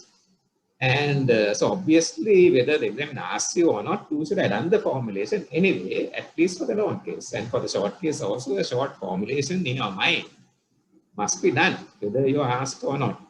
Okay. So if the examiners say, give us the differential diagnosis, that's okay. You can leave the etiology aside and go straight to the differential and tell your reasons for each of your decisions. And then later the examiners will then ask you the etiology or may not. That depends. Okay, so don't worry about that. However, whether you are asked or not, at the end of the day, for the long case, you must have a formulation. Is that agree? Is that okay? So this is yeah, good evening. Yeah. Good evening. Yeah, you're back from Vilpat or still there? Right. Okay. It's right, raining, okay. Right. And that's why the signal is very bad. And, yeah, that's okay. Can hear you. Yeah. So can you remember, sir, that last time when we had the exam, when Dr. Kapil Rana Singh was the chairman, we agreed that it should be a summary and not the formulation. And last time we went ahead with the summary and not the formulation. That's right. But I'm now thinking it's better to have formulation, having listened to a lot of people and also examine this myself. I feel that's much better for the training. But at the end of the day, psychiatry is about formulation, isn't it? It's not about diagnosis. Unlike surgery and, for us, what matters is the formulation for each patient, which is unique to the patient, not the diagnosis, which is common to a lot of patients. And that is the underlying principle of psychiatry. So we are violating that by not asking really. So consider that for the board, but we'll let the trainees know. Okay, so that's fair enough. If the I agree with you. Better than last time we told the that it's going to be I know we did. So let's clarify that, but it doesn't matter. Even if it is not decided, remember to formulate at the exam in your mind, okay? And then have it in your mind ready, because the management will depend on that, okay? Is that okay? And sorry, I missed your presentation, but you may have already spoken about the differential diagnosis, because some of the trainees are still of the opinion that they have to give us comprehensive differential diagnosis, including organic and everything. It's like this, I was just coming to that. Actually, I'm suggesting that they do mention in passing, but then quick. Now, it's like this. In your mind, there are actually two sets of differential diagnosis. Okay, the differential diagnosis which you have at the beginning and the differential you have at the end, So when the patient has given you the history, then you have a certain differential in your mind. Okay. And that differential becomes shorter and shorter as you progress through the rest of the examination. Okay. Of course, in a clinical board setting, differential will change from day to day. But of course, at the exam, it will change within that 1 hour. So I think it's okay to give a thought process, and that way you will never miss. So if you say, okay, I thought of this in the order of safety, and any psychiatric symptom can be manifested by organic conditions. So it's okay to say, well, I thought of organic, but in this case, it is very unlikely because this person does not abuse or use psychoactive substances. This person does not have a history of any major physical illnesses. So therefore, it's a very unlikely scenario. So I'm going to push that aside and go on to the next one and next one and next one. And you can quickly go through and then say, okay, out of all these, my best diagnosis is this. There's a bit of safety in that, because in case you have made a little error and missed the organic, you can go back and save yourself a bit. Whereas if you insert a totally new differential after the examiner's question, that won't sound very good. Understand? So when you go on the safety principle, you can always backtrack a bit and say, okay, I did not elicit that symptom, and if that was there, definitely this would now go higher up on the list, right, okay. Now think of this examination as a dialogue. Don't think of it as interrogation. In fact, many years ago, one of my batchmates, when we were sitting for the final undergraduate exam, now my batchmate is a very clever person. He is now in jail now. He said, this thing I saw in a DMJ that is clinically, think of it as a discussion between educated gentlemen. Of course, means gentlewomen as well, but that was the British way of looking at it. Okay, this is not a scene where you are the inferior and we are interrogating you. Okay, it's not like that. Think of it as a discussion between educated gentlemen. Psychiatry. Sometimes more psychiatry than the examiners, in fact. So think of it like that. Don't get intimidated and say, okay, yeah, that's true. Of course, don't become one examiner. One candidate. Obviously, names won't be mentioned. When the examiner asks, now, did you think of it? Where she totally missed the bus entirely. And the examiner asks, well, what about this? He said, yeah, that's a good question. I like to ask that, really. Okay. So we had a bit of amusement, but the candidate did not pass, of course, but utterly confident. we give high marks for confidence many years ago. So you can't give the candidate, right? Okay. So don't be that blasé, but be okay. Don't get intimidated and retreat into a never going to burst into tears. Okay, then never do that. Nobody who bursts into tears ever gets marks. Okay, so do not do that. Practice being interrogated harshly so that you can not burst into tears. Okay, yeah, that always goes negatively. Really, don't do that. Don't play the sympathy card ever. You are a confident candidate and you're having a discussion about a complicated problem, really. And surely, I mean, 1 hour, we can't expect a definite diagnosis. You are not a kind of a miracle worker, like, you know, and we like a cautious person who will think of all possibilities and be open to possibilities and say, yeah, okay, that's possible. But in this 1 hour, I could not elicit reasons to think of that. So I'm surely not going to depend only on the information I gather in this 1 hour. It's exam. However, in real life, I would, of course, definitely do the further investigation. So we get into a discussion rather than get into a situation where you are being bombarded with questions and you are more and more retreating into anxiety. Don't do that. Then you are finished. Okay. So get back your confidence and lead the discussion. Okay. So don't retreat into a kind of a nervous wreck. Like, so practice. That's the best way to do it. Practice with the toughest examiners and then you'll be okay for the exam. Okay. Right. Yeah. Any thoughts on that? Yes. I agree, but there are certain candidates, I think, who are quite used to presenting cases to certain examiners who give a very long, too comprehensive differential diagnosis, like about 5 or 6. And Yes. it takes a long time for them to justify their diagnosis. And then, if it's a very clear unipolar depression, they would say that there's a possibility of this being bipolar. And then Yes. they include bipolar affective disorder also. I mean, for the sake of... Yes. It's a bit... this and a candidate who quickly goes through 5 is okay. It takes only a few minutes, 1 minute to go through and quickly dismisses and say, well, it's very unlikely, but of course, there's always a possibility that a depression is a bipolar. But however, in this patient, there is no history of this and that, therefore I have eliminated that. That in a way gives the insight as to their thinking process. We are judging their thinking process, not because at the end of the day, it might be by sheer luck that you get the diagnosis right. Let's say, okay, give only 2 diagnoses, you are bound to get it right most often. Because most often that candidate, I mean the patients are either depressed or psychotic or whatever. So we are not very happy with the diagnosis, even if it is correct. We want to know how you arrived at the diagnosis. So we are looking more at the reasons for your diagnosis based on what you elicit rather than getting it right. So I am actually okay with the candidate who has a wider view of things and come up with possibilities, but quickly eliminates without much hassle. Of course, if you go to town on each, that's not a good thing to do. So the fine balance is, of course, rather tricky and needs practice. But I think just mentioning in passing, it's okay. But of course, it's a bit of a controversial area. I take your point. Yeah. Yes. Yeah. I think at the end of the day, no examiner will penalize you for mentioning and then dismissing it quickly with reasons. You would rather have a candidate whose differential is rather big rather than somebody whose differential is very narrow, who thinks of only 5 possibilities for every case. But then you are dangerous. No, you might miss a very rare thing.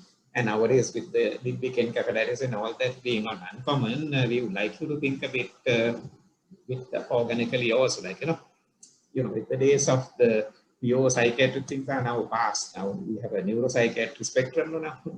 So we would like a bit of broader thinking, and organic things are now getting more and more common actually because of the use of, the psychoactive drugs and all that sort of thing. So I think the scenario has also changed from our times when we never thought of these amphetamines and things like, but now it is common. Yeah.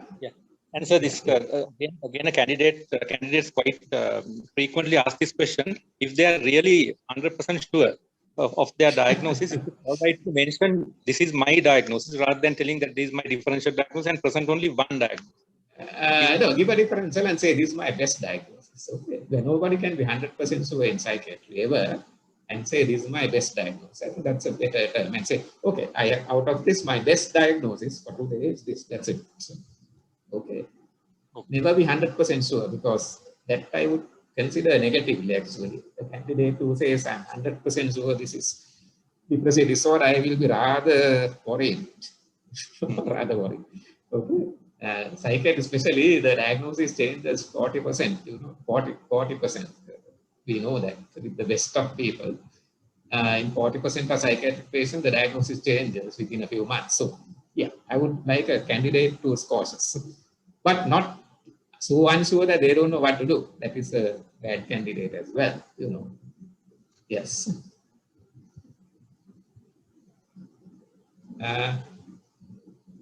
Yeah, anything, Surya, or you want to just give a brief management? Okay, sir. I want to make a little point about the, we discussed this risk, managing risk, which is something which is not done by the candidates, I mentioned the actuarial method of managing risk.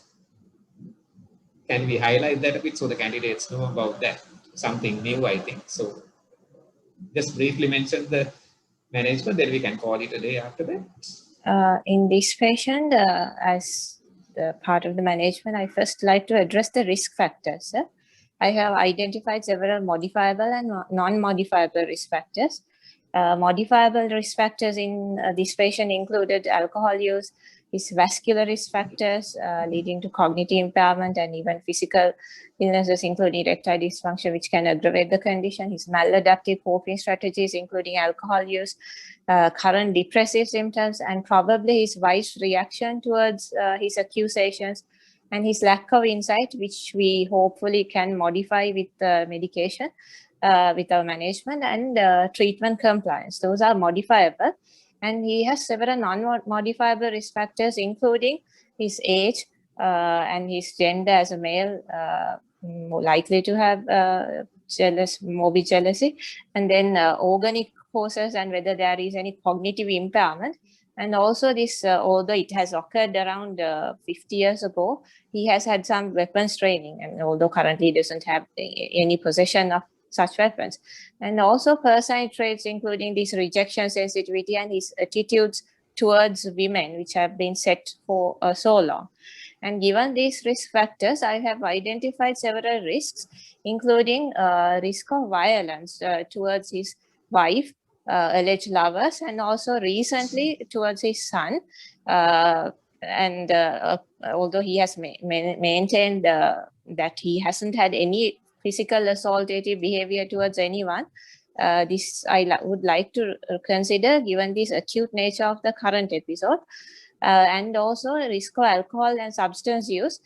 He has started binging as a coping strategy, and also risk of self-neglect, and also risk of neglecting his physical health. And at one point he felt so much betrayed that he considered leaving the house. Therefore, that risk of neglect is very high in this patient. And once he is admitted, he was brought in by the family members. But still, he willingly got admitted after that. But I would like to consider the risk of absconding as well, due to his lack of insight. And he has risk of loss of reputation as well, because of his verbal altercations and other behaviors, and risk to estrangement from his current relationship. So far, he has had good social support, but with these recent behaviors, he already has assaultative behavior towards his son, and the social support can dissipate because of this. Then risk of self-harm. Previously, he denied any attempts of self-harm or suicide, but given his current depressive symptoms, I would like to consider that as well. And risk to family members, especially in wife, whether there is depression, and also son, especially son's attitudes towards him, whether son has any hostile attitudes towards the patient, which can be a risk to the patient as well. Given these risk factors, after considering his acute risk, I would like to manage him as an inpatient. So he's already admitted, and I agree with that decision. And at the same time, we can use this for diagnostic clarification as well, whether there is any cognitive impairment and also his alcohol use. And because he's an elderly patient, especially, and for this helpful for my management as well, I would do the investigations, including ECG, fasting blood sugar, lipid profile, electrolytes, and later Neuro Imaging. At the same time, I would educate the staff about the potential risks. And then once he's admitted, I would start managing the management goals, the current acute symptoms. He has delusions or infidelity, so persistent delusional disorder. Then he has depressive symptoms of moderate intensity. And he has been having binge drinking. And at the time of admission, his last intake was 5 days ago. And on physical examination, he didn't have any features of alcohol withdrawal. Therefore, during his acute symptoms, I would first manage his delusions as well as the depression. For delusion, doing a risk benefit assessment, considering his age and the other factors.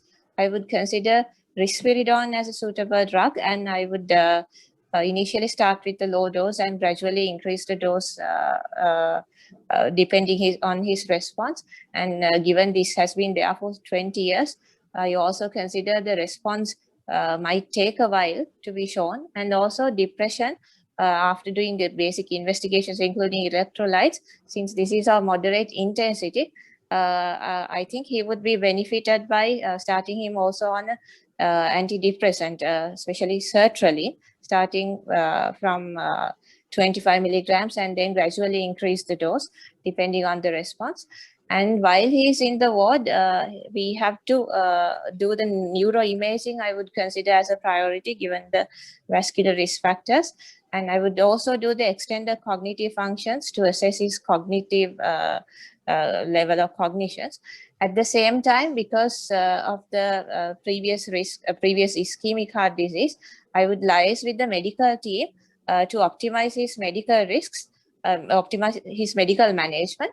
And I would have a family meeting where I can discuss with his wife and son, especially would bring down his past records to see what the treatment has been so far. This was his first contact with psychiatry services, but whether there has been any previous medical or neurological investigations done.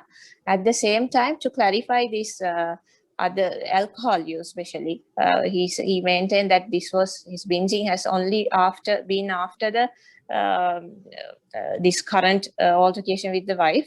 So we can clarify this with wife's history and also gauge the family members' attitudes towards his illness. This has been going on for 20 years. So what do they think, whether they are likely to consider this as a psychiatric illness or and their perception, which we can use for management.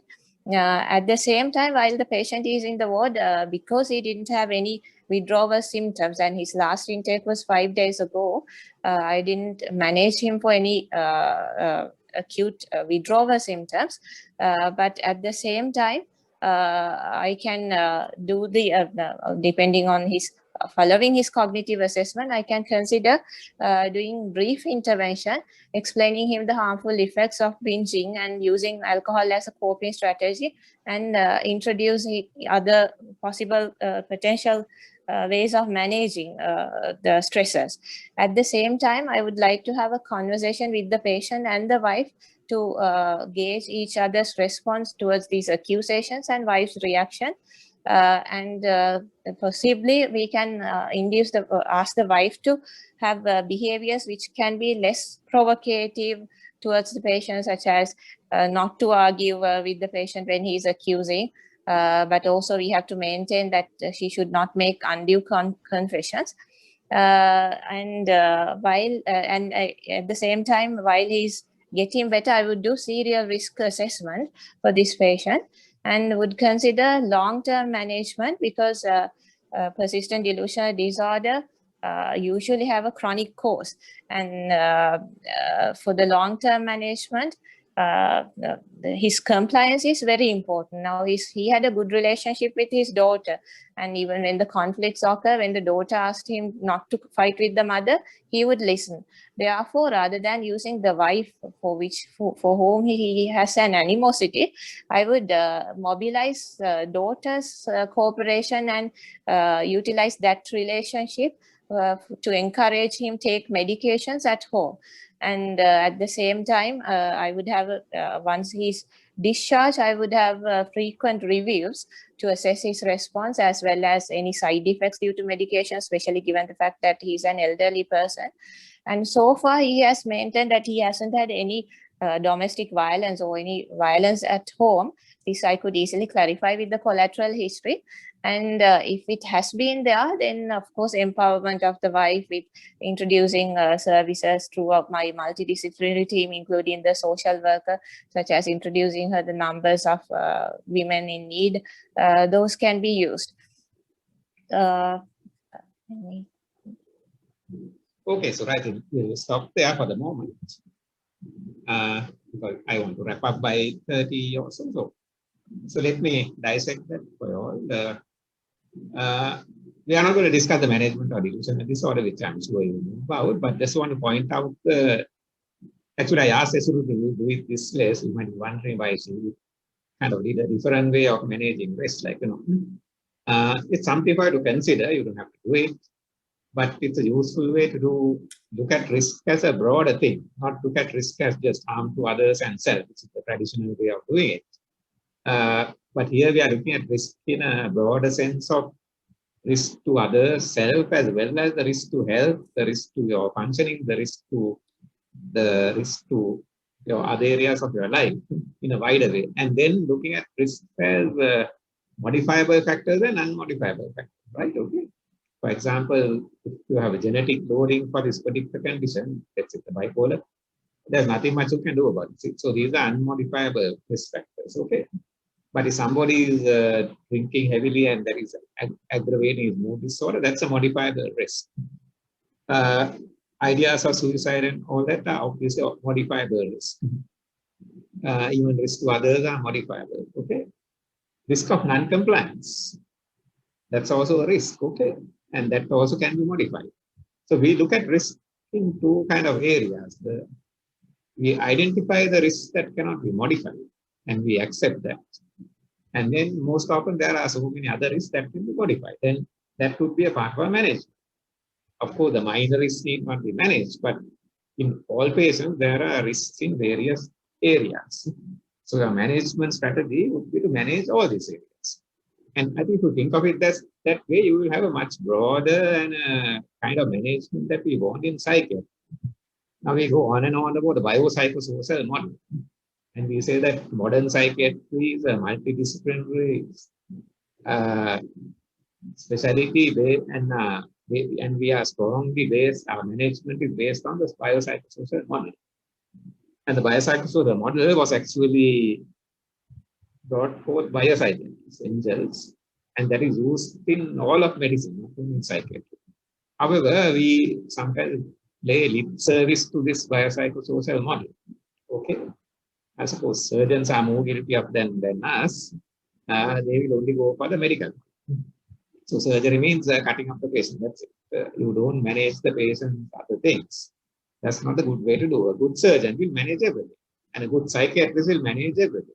So if you are going to actually have a biopsychosocial management plan, you have to think of a wider kind of risk. And this way of thinking might facilitate you to do that actually and come up with a very comprehensive management plan. Rather than saying, I will give this patient risperidone and then follow him up. That is not the management we expect for this person. Okay. And Surya done an excellent job of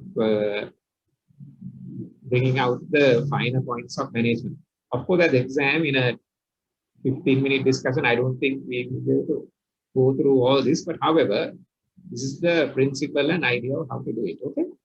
Right. So think of risk as a wider thing. We think of risk as a separate assessment in all patients, and think of risk as a separate, in a way, managed. And that will help you to bring your management plan together in a very comprehensive manner for all your patients. Okay. Right, so let me stop there. 8:28, and of course, if there are questions, I'm happy to answer. I don't have to stop at 8:30, but if others are willing, that's fine by me. Okay. Yeah, Chamar and Yana, you can now wrap up at your, however you want to do it. That's fine by me. Thank you, Siri. Thank you very much. You can switch off your video. Sir, I have a small question. Sir. Okay. Is it all? Yes. So that was regarding this duty to protect. I was wondering now, this particular patient hasn't had any physical assault or verbally confronting these alleged lovers, but there's this potential risk of harming them as well. So in this case, especially even though it's basically on presumption on our part, do we have to specifically mention that we have a duty to protect, and therefore if that leads to it, we have to warn the alleged lovers breaching the confidentiality?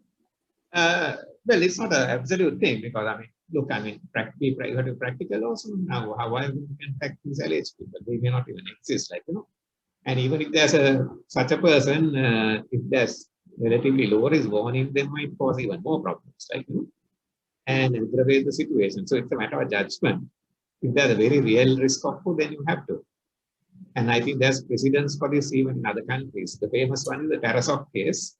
And I think we do ask candidates about the Tarasov case, so make sure you know about it. Okay, I won't go into details now, but just look up Tarasov. Tarasov is one classic example where the psychiatrist actually failed to warn, and the female concerned was actually shot by the jealous patient. Okay, and there was a huge controversy and a court judgment on that. Anyway, you don't have to inform every time there's some mention of harm. You can't do that, because that will mean all the patients will have to tell somebody. And that would also breach the other pillars of confidentiality. And so ethics have 4 principles, like, you know, justice, yes, autonomy, beneficence, maleficence, justice. So sometimes you have to break autonomy to justify the justice or the beneficence to others. So it's a combination of things. There's no absolute answer. That's why psychiatry is sometimes very tricky and difficult. Of course, there are some things which are mandated by law. In that case, you have no choice. For example, in the UK, if a child is, if you are suspecting a child of being harmed, then you have to inform. There's a question of you hiding. Right? Even if it's a mere suspicion, you have to inform. I don't know the current law in Sri Lanka, but I think the law is now the same in Sri Lanka. You have to inform, right? But in a patient and another person, there is no such absolute law. You don't break the laws of the country, but you can kind of be flexible on the rules or the traditions. Okay, but the laws you cannot break. For example, under the Terrorism Act, if you suspect somebody has been injured by a bullet, then you have to inform. You have no choice on that matter. Okay, otherwise you will be prosecuted. I think the same applies in Sri Lanka as well as in the UK. So these are laws, and they are kind of good practice are not necessarily laws. So you have to understand both separately. Okay, but it's an important point. Right. Okay. Any other questions?